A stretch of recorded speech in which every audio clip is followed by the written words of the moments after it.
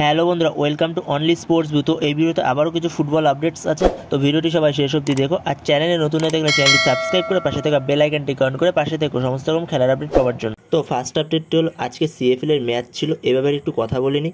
তো আজকে সিএফএল এর মোহনবাগান ভার্সেস ইস্টার্ন রেলওয়ের ম্যাচ ছিল। তো এই ম্যাচটাতেও মোহনবাগান টিমের অসাধারণ পারফরমেন্স। আগের ম্যাচের মতোই আবারও 5-0 গোলে জয় মোহনবাগানের। তো 5টা গোলের মধ্যে একটা গোল করে ফার্দিনান্দ মোল্লা, আরেকটা গোল করে রাজবাসপুর, আর তিনটে গোল করে সালাউদ্দিন, এবং সালাউদ্দিন হ্যাট্রিকও করে। আর সালাউদ্দিন এই প্লেয়ারটা হ্যাট্রিক করে, দারুণভাবে হ্যাট্রিক করে। তো মোহনবাগান পুরো টিমটাই আজকে ভালো খেলেছে, আগের দিনের ম্যাচের মতনই আজকেও ভালো খেলেছে পুরো টিম। আগের দিন সুয়েল হ্যাট্রিক করেছিল, আজকে সালাউদ্দিন হ্যাট্রিক করেছে। দারুণ পারফরমেন্স মোহনবাগান টিমের। তো নেক্সট আপডেটটা হচ্ছে পাঞ্জাব এফসিকে নিয়ে। তো পাঞ্জাব এফসি হারিয়ে দিল নেক্সট জেন কাপে প্রিমিয়ার লিগের দুই ক্লাব এভারটন ও অ্যাস্টন ভিলাকে।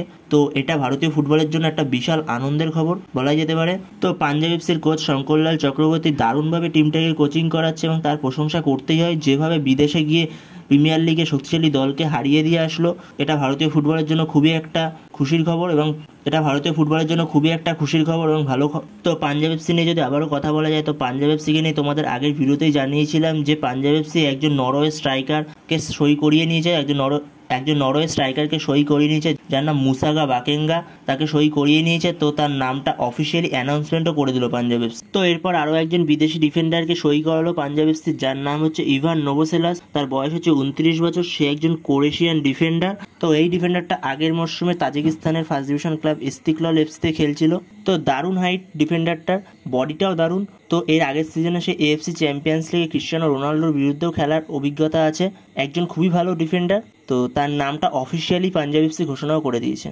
তো এর পরের আপডেটটি হচ্ছে দিমিত্রি বেতাদোসকে নিয়ে। তো দিমিত্রি বেতাদোস কবে আসছে? তো দিমিত্রি বেতাদোস যেরকমটা খবর রয়েছে, দিমিত্রি বেতাদোস 7ই আগস্ট কলকাতায় আসতে চলেছে। তো এরকমই খবর রয়েছে। তো সে 7ই আগস্ট কলকাতায় চলে আসবে। তো 8ই আগস্ট ডুরান্ড কাপে মোহনবাগানের ম্যাচ আছে, তো সেই ম্যাচে হয়তো অ্যাভেলেবেল থাকবে না, কিন্তু ডার্বিতে সে অ্যাভেলেবেল থাকবে। তো পরের আপডেট হচ্ছে মোহামেডান এফসিকে নিয়ে। তো মোহামেডান এফসি যে এই বছর আইএসএল খেলবে, তো তাদের হোম গ্রাউন্ড কোনটা হতে চলেছে? তো তাদের হোম গ্রাউন্ড হতে চলেছে কিশোর ভারতী ক্রীড়াঙ্গন।